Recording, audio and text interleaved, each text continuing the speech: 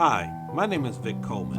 Have you or someone you know been diagnosed with cancer and you're dealing with feelings of fear and uncertainty and you just feel like you're just all alone? Well, this video series is for you. Welcome to Walking Together Through Cancer. Now, the goal of this series is to encourage those who've been diagnosed with cancer and to let you know that you are not walking alone. And although the material comes from a Christian perspective, I believe there will be value for anyone who's been diagnosed. So today we're going to deal with the question of what if. Now, what I mean by that is, what if the test results come back? What if I have to go to the hospital for a long time? What if I have to take chemo? What if I had a bad reaction to chemo? What if I lose my hair? What if I have to have surgery? What if the cancer comes back? What if, what if, what if, what if? So now, all of these are legitimate concerns, but what happens is that we tend to dwell on these what ifs, all of these uncertainties, and then all out in the future, and then we take a something that may have a 10% chance of coming into reality, and we've written a whole story about it with 12 chapters and 3 volumes, and we've just really blown it out of proportion. And when you do that, all of the feelings related to fear, uncertainty, anxiety, um, all of these things just kind of just snowball on top of you, and you just become buried alive in your emotions, and then it's just downhill after that. So what do we do about it? First of all, from a practical standpoint, you need to shorten your time frame, and this is what I mean. So a lot of times when we're thinking about these what ifs, it's something down the road, something where a lot of times we don't even have control over, and our mind tends to dwell on that. And it could be something a week or two, 3 weeks, a month, 6 months down the road. Well, what I say is like let's shorten our time frame. Let's just think about the next hour. And what I used to do, I would just say, Lord, help me get through this next hour. And then that's what I would focus on instead of, how am I going to make it 3 months from now? It was, Lord, help me get through this next hour. And during that hour, I would become active in doing something, like cleaning the house or washing my car, or I was still working at the time when I was diagnosed, so going to work, just any type of activity, reading some other book. Like I'm a big Star Trek fan.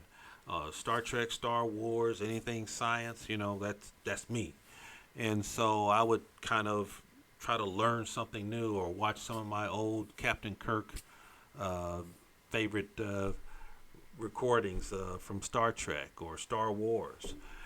Just something to keep my mind off of 3 months, the uncertainty associated with 3 months down the road. And I would just focus on that 1 hour. And a lot of times I would just end up reading the Bible. And then just starting and just reading it, starting in the Old Testament and just kind of reading it through, uh, just to kind of, for the sequence of events, reading someone's story. And then I would look back and realize, hey, I made it through an hour. Then I said, okay, Lord, help me through the next hour. So if I started out originally at noon and went to 1 o'clock, then it was like, okay, Lord, help me make it from 1 to 2, and then from 2 to 3, and then 3 to 4, and then pretty soon you look back and it's like, wow, I made it through the day. When at 12:05, your mind was so far down the road, and you were starting to panic and become nervous and edgy, and I mean, you just didn't know how you could make it to 12:06. But if you shorten your time frame and focus on just that, like an hour or even less sometimes, depending on uh, how you're feeling that day, then you'll realize that after a while, the Lord has brought you through step by step by step. Now, one of the greatest ways to make it through those hours is to not focus on yourself, but give someone else a call. Check in on somebody, send them a text, give them a call, shoot them an email, go to the store and maybe buy a card. And, let's just do something really radical. Write a handwritten letter to somebody. I mean, it'll just freak them out. But do something for someone else and encourage them, because there are people who are going through not necessarily cancer or some serious illness, but they might be having problems with their marriage, or their kids have just kind of gone crazy for a while, or maybe they're having uncertainty in their jobs. But there are, so we're all dealing with something, but there is some area that you can provide comfort to someone else within your sphere of influence. And that leads me up to one of the key scriptures for this whole video series. Is 2 Corinthians chapter 1, verses 3 through 11, in particular verses 3 through 4. And I'm going to read it real quick here. It says, "Blessed be the God and Father of our Lord Jesus Christ, the Father of mercies and God of all comfort, who comforts us in all of our afflictions, so that we may be able to comfort those who are in any affliction." Any affliction. Not necessarily the same type of affliction, but any affliction. With the comfort we ourselves are comforted by God. So bottom line, God comforts us, we comfort others. So it's pretty straightforward and simple. And that is a great way to have impact on others while you're going through your diagnosis. And if you are a Christian, you are demonstrating the love of God in the midst of your storm.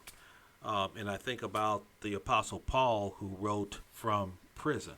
You would have never known it by reading the books, but he wrote these great books of encouragement while in prison. So we can do the same. We can be kind of within the confines of a cancer diagnosis prison, so to speak, but we can write letters of encouragement, perform acts of encouragement to others, and make a difference in the lives of someone else. Hopefully that's helpful for you and in dealing with the what ifs. And if you like this particular content and you like to be alerted to more videos as they come out, then click the like button, and then also click the subscribe button, and then that way you'll be notified when new videos come out. So again, I just want to let you know that you are not alone, that the whole Walking Together Through Cancer family is here to encourage you. And so drop an encouraging word to maybe somebody that you know is going through, or maybe someone that you don't know. Drop an encouraging word in the comments below. And that way people can come to our site and look and be encouraged as they walk through this whole process. So thank you for watching, and stay encouraged.